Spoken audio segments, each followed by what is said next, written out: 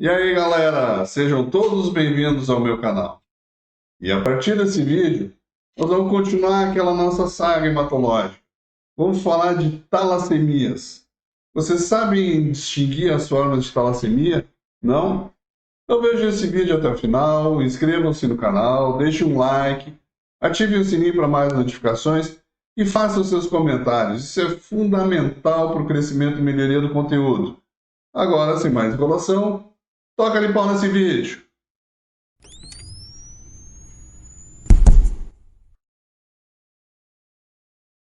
Então, amigos analistas clínicos apaixonados por uma eletroforese de hemoglobina, vamos iniciar esse vídeo conversando sobre talassemias. Bom, as talassemias, elas constituem um grupo heterogêneo de doenças genéticas caracterizadas pela redução ou pela ausência da síntese de um dos dois tipos de cadeias de globina que formam as hemoglobinas. De acordo com a cadeia cuja síntese esteja afetada, são classificados então em alfa-talassemias ou beta-talassemias. O indivíduo que é afetado, ele pode ser heterozigoto, né, somente ter um gene beta-talassêmico, ou homozigoto e ter os dois genes beta-talassêmicos.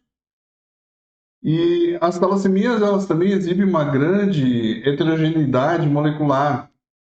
Então, há diversos subtipos de genes beta-talassêmicos que diferem quanto à gravidade.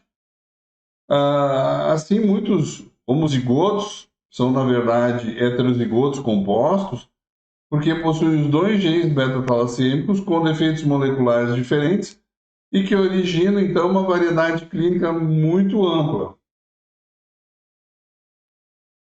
A doença se apresenta sobre pelo menos três formas clínicas. A chamada talassemia maior, que é uma forma grave, que se denominava anemia de Coley, e é dependente de transfusões e correspondente também aos homozigotos e heterozigotos compostos.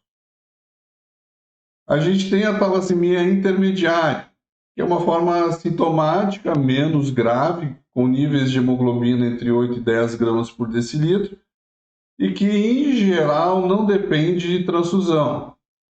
E a gente tem também a chamada talassemia menor, em que são heterozigotos, clinicamente assintomáticos, e que podem ser detectados, às vezes, por algumas alterações laboratoriais. Em questão à fisiopatologia, todas as manifestações clínicas e hematológicas derivam basicamente do desequilíbrio da síntese da cadeia da globina.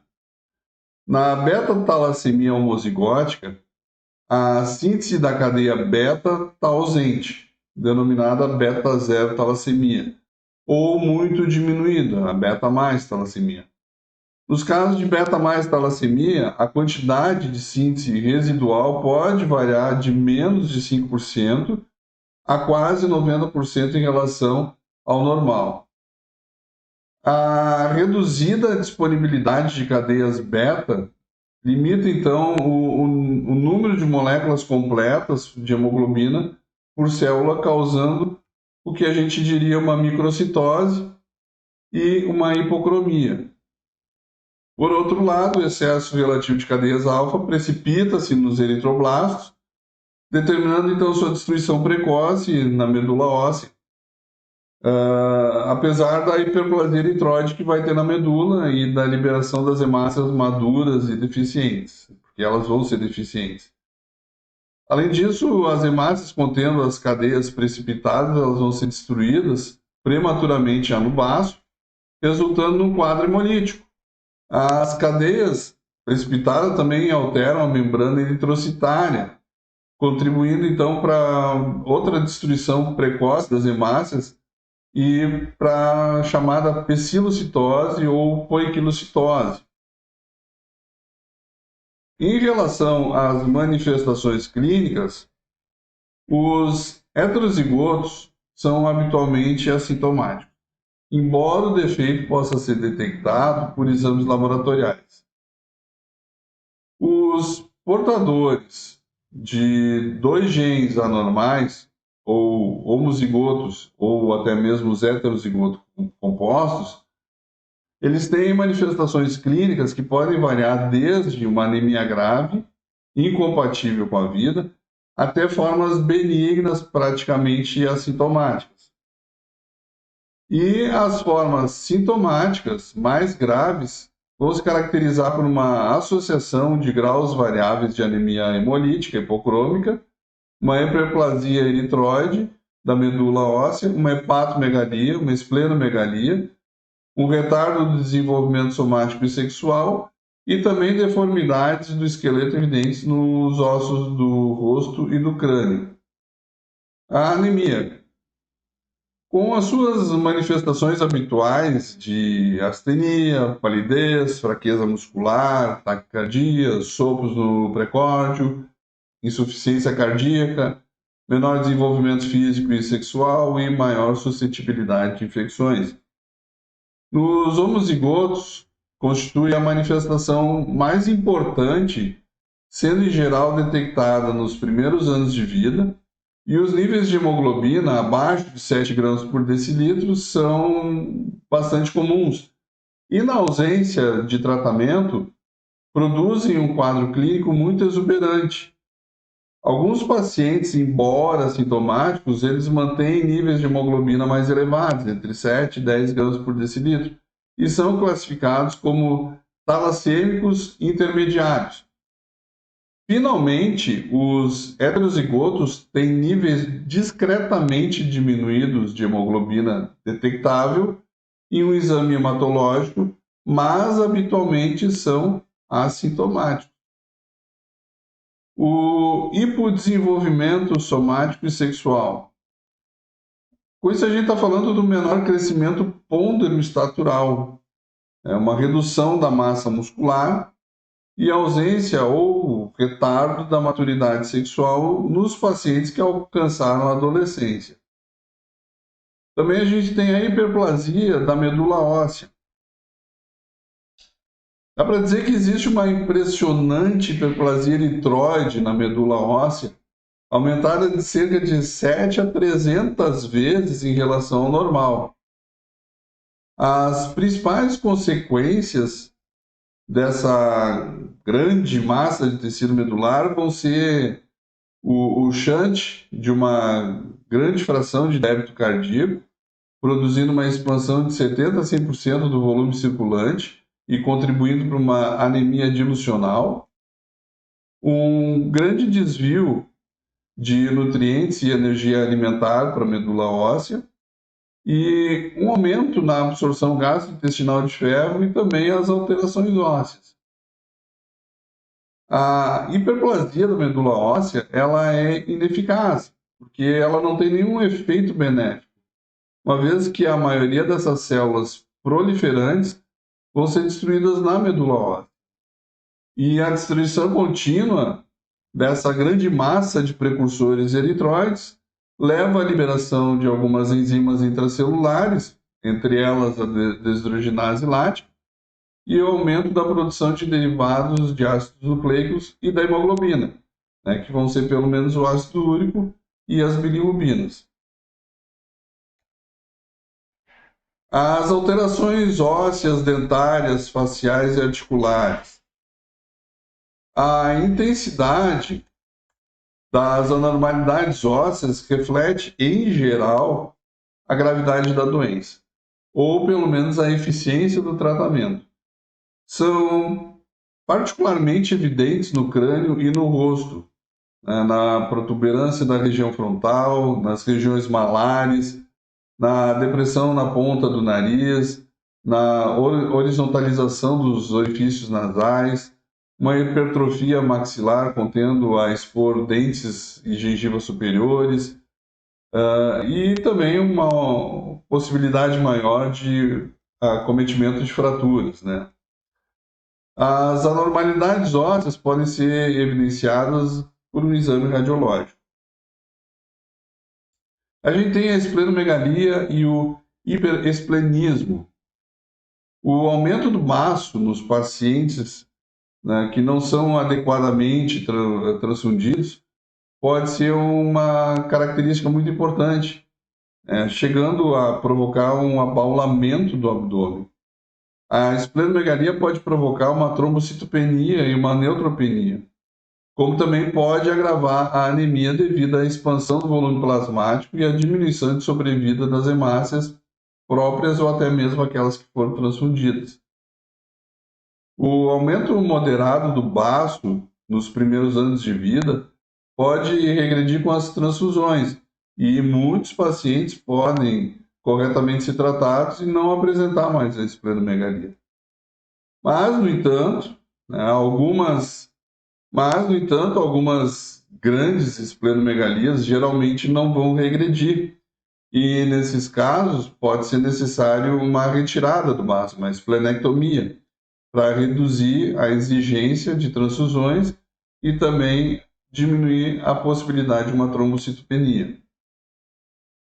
A sobrecarga de ferro. O excesso de ferro nos pacientes talassêmicos tem duas origens. Uma delas é a absorção intestinal e a outra é o ferro liberado das hemácias recebidas nas transfusões. As principais manifestações da sobrecarga de ferro nos pacientes talassêmicos são retardo no crescimento e na maturidade sexual. Também vão ter anormalidades endócrinas, especialmente na diabetes mellitus, e ainda o escurecimento da pele e também algumas alterações cardíacas. As consequências do ferro são as causas de morte mais frequentes nos talassêmicos a partir da segunda década de vida. As alterações endócrinas. Além do atraso no crescimento e da puberdade, esses pacientes podem apresentar diabetes e hiperparatireoidismo. Nas alterações cardíacas, atualmente o uso regular de uma transfusão evita a alteração cardíaca que somente vai aparecer na adolescência ou na idade adulta.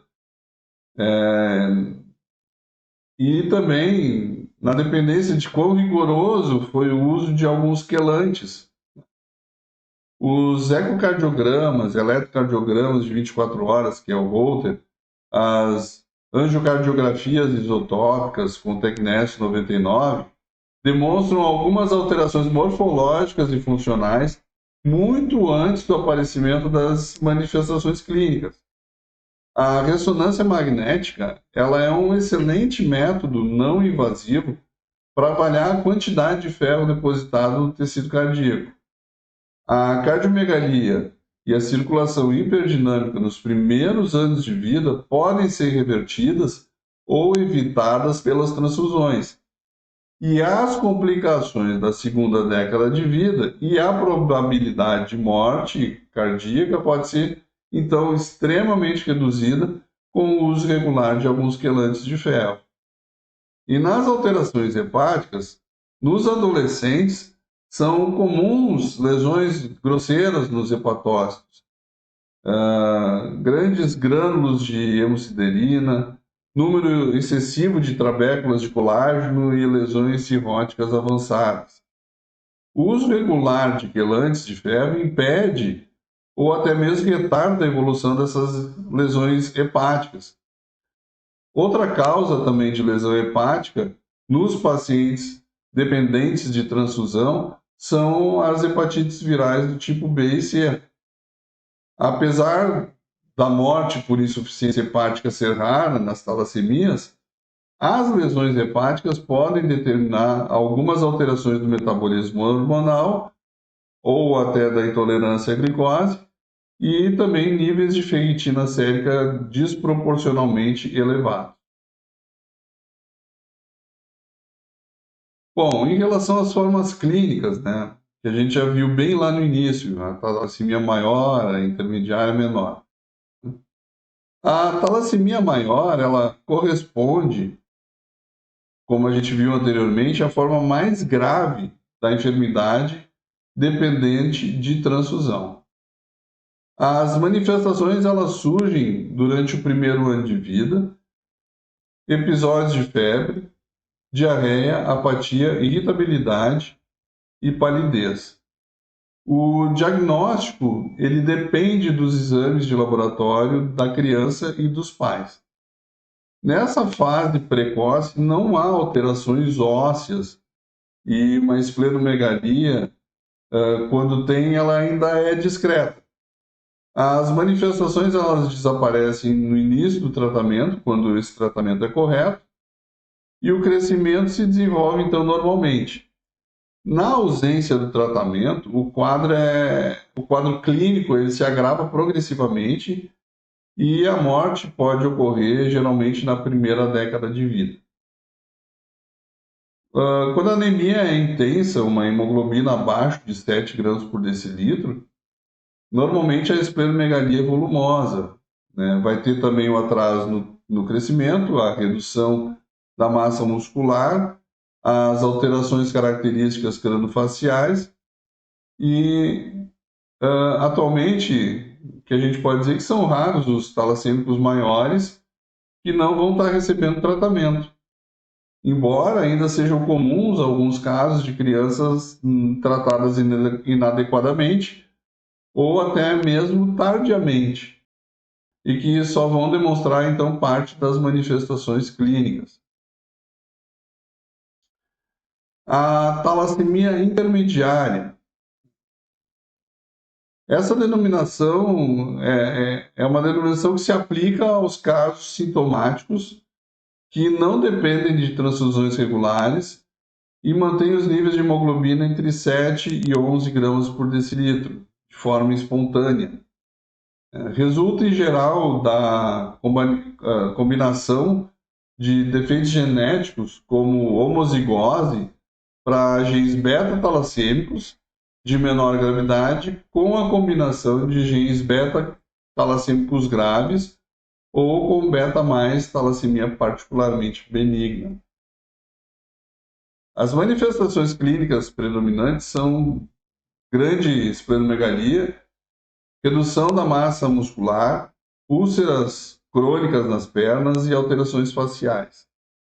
O crescimento de grandes massas de tecido hematopoético extramedular pode causar algum sintoma compressivo, como massas paravertebrais intratorácicas, e também a anemia crônica, ela pode se acentuar quando ocorrem infecções ou até mesmo pela carência associada à deficiência de folato. E a gente tem a talassemia menor, que é a talassemia heterozigótica.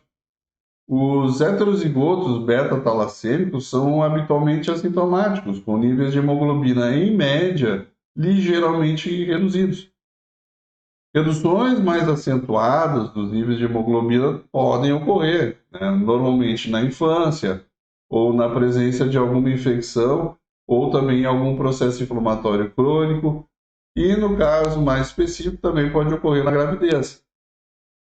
Particularmente nos primeiros anos de vida, é necessária uma certa cautela para não confundir uma simples talassemia heterozigótica com uma forma mais grave dependente de transfusão. Vamos para a parte do diagnóstico. Os pacientes homozigóticos por heterozigose dos pais, a gente vai analisar o sangue, né, e a gente vai ver uma anemia normalmente inferior a 9 gramas por decilitro, uma hipocromia, uma anisopecilocitose intensa, alguns esquizócitos, hemácias e eritroblastos ainda com granulações basófilas, algumas hemácias em alvo, eritroblastos e um certo desvio à esquerda dos granulócitos. Quando tiver um hiperesplenismo, pode ocorrer também uma leucopenia ou até mais comumente uma plaquetopenia. As hemoglobinas, né?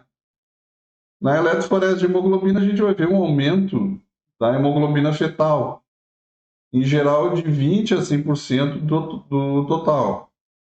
A hemoglobina 2 do paciente vai ser muito variável e não vai ter um valor diagnóstico.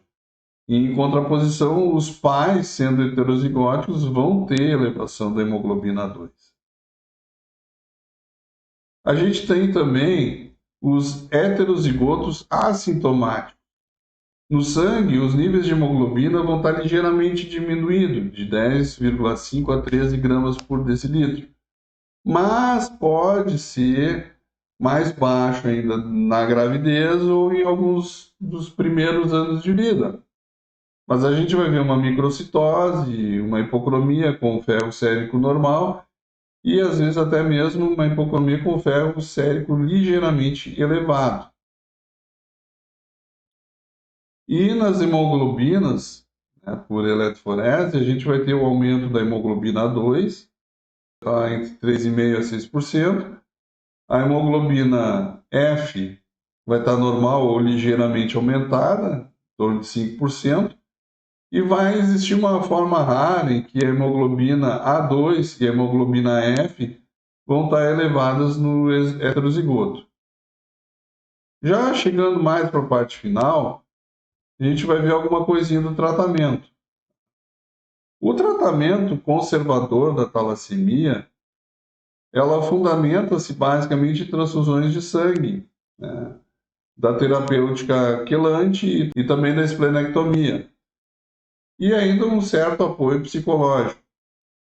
Com o emprego dessas medidas, a talassemia basicamente deixou de ser uma doença letal na infância, com uma sobrevida mediana, que tinha uma sobrevida mediana inferior a 5 anos, e agora está se transformando em uma doença crônica, com um desenvolvimento próximo ao normal e com uma vida média superior aos 25 anos.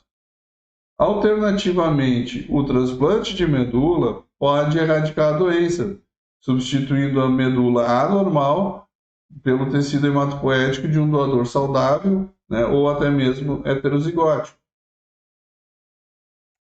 E agora, para finalizar, vamos ver um pouquinho da alfa-talassemia. Os indivíduos normais, eles têm 4 genes também alfa-ativos, né? E a gente pode ter, então, um indivíduo chamado portador silencioso, né, que são os heterozigóticos de alfa mais talassemia, e podem ter de 1 a 2% de hemoglobina Bartz no período neonatal.